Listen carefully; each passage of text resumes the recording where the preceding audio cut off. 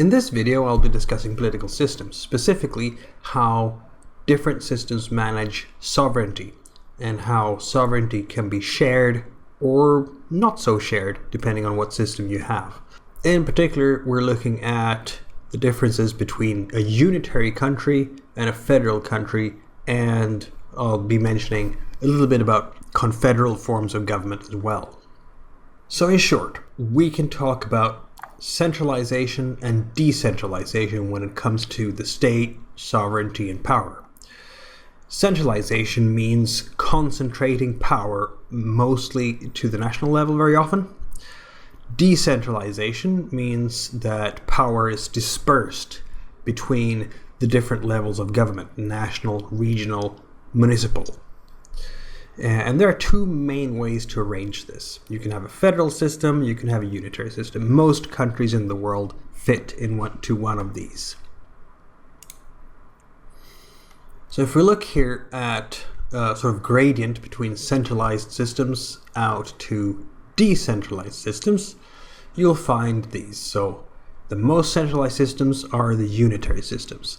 And then in the middle, you can say the federal systems are, and the most decentralized type of system we can find, very uncommon, are sort of confederal systems. Starting with the unitary systems, this is a type of government system where the sovereignty is only in the national government. It's a strong central government, and that, you could say, makes the national government effective. Most governments in the world are unitary. So if you look at France, Norway, Sweden, Denmark, Finland, the UK, these are all unitary countries. Some examples. There are other examples all across the world. There are ways for a unitary national government to share its power with sub-governments. We could talk about delegated authority, which is when the national government can give regional and local government powers to act within certain policy fields. Very common is to give local government power over social welfare or over infrastructure. So your roads, for instance, that's very often a municipal issue to deal with, zoning laws and so on. Devolution is not quite the same thing.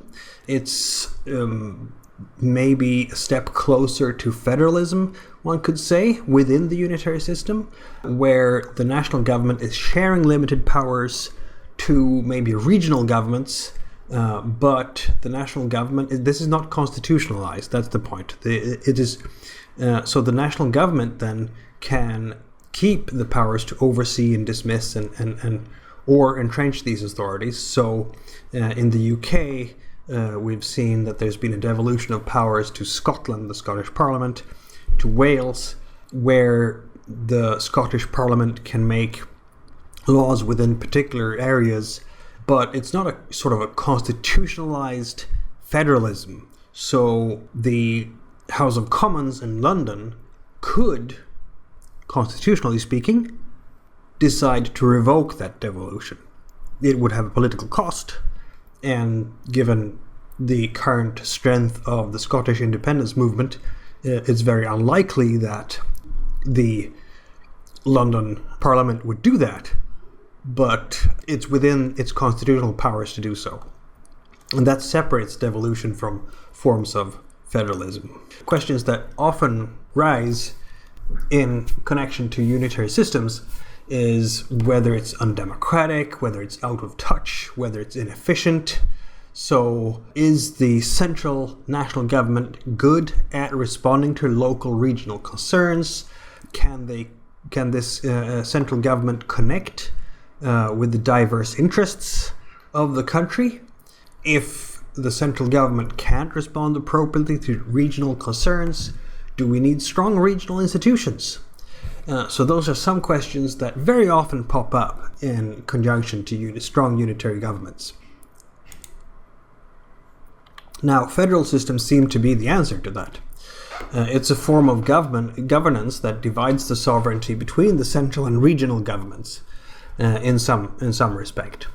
And often in the Constitution, you will see that the Constitution will say what the national government is allowed to do and what the regional government is allowed to do.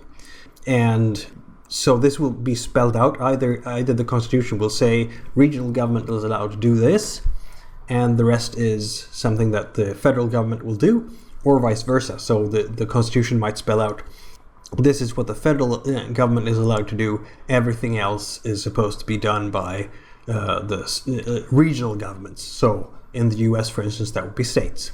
The countries that are federal, they are very often large and or diverse, regionally, culturally, linguistically, and so on. So the United States and Canada are both pretty big countries.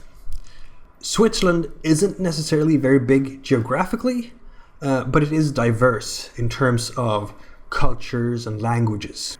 So a way to manage such diversity is to have federalism so that local minorities can defend their rights. Canada is kind of a mix there. It is both large, so it has federalism to recognize that the interests of Western Canada and Eastern Canada and Central Canada can be sort of defended by the provincial level. But it also has linguistic diversity, being Quebec being the case in point, to protect the French-speaking majority there. Now, unlike the unitary governments, as I mentioned, this is a form of shared sovereignty. So typically the foreign trade, foreign policy, defense issues are at the national level, the federal level, and health and education and social policy is regional level issues. Now, the critique against this system is often that it becomes difficult to get things done. It's hard to control a system with so many different levels of government that get to do whatever they want, or get to do whatever they want in their particular policy fields. And you can also ask if services get provided the same way everywhere. And you can also have situations where these different levels of government are fighting each other, which makes it harder to get things done. The final level is Confederalism, the final type of organization. It's kind of the opposite to unitary systems and divides up power, where the non-central governments have given a limited amount of authority and power to a sort of central coordinator, but it doesn't have the final say very often. And a good example of that would be the European Union, where the member states have a lot of say in how the policies are made, and really it's moved towards more and more federalism over the past 20 years, but it's certainly nowhere near the type of federalism that you would see in the United States or Canada. So it's still a very confederal type of design. So this has been an overview then over these different types of governments. Now, there are issues with these different definitions. Even unitary systems can give extensive powers to sub-governments. So in Sweden, for instance, municipalities have the right to tax the incomes of their residents, which municipalities in Canada, a federal country, can't do. And it's often hard to draw a line exactly when a country becomes a federal, when it is a confederal system. So the US started out as a confederation, but to get better coordination between the different levels of government and the central federal government, it became more centralized over time. And exactly when a country would pass from one to another can be hard to tell. And that's it. Thank you very much for listening.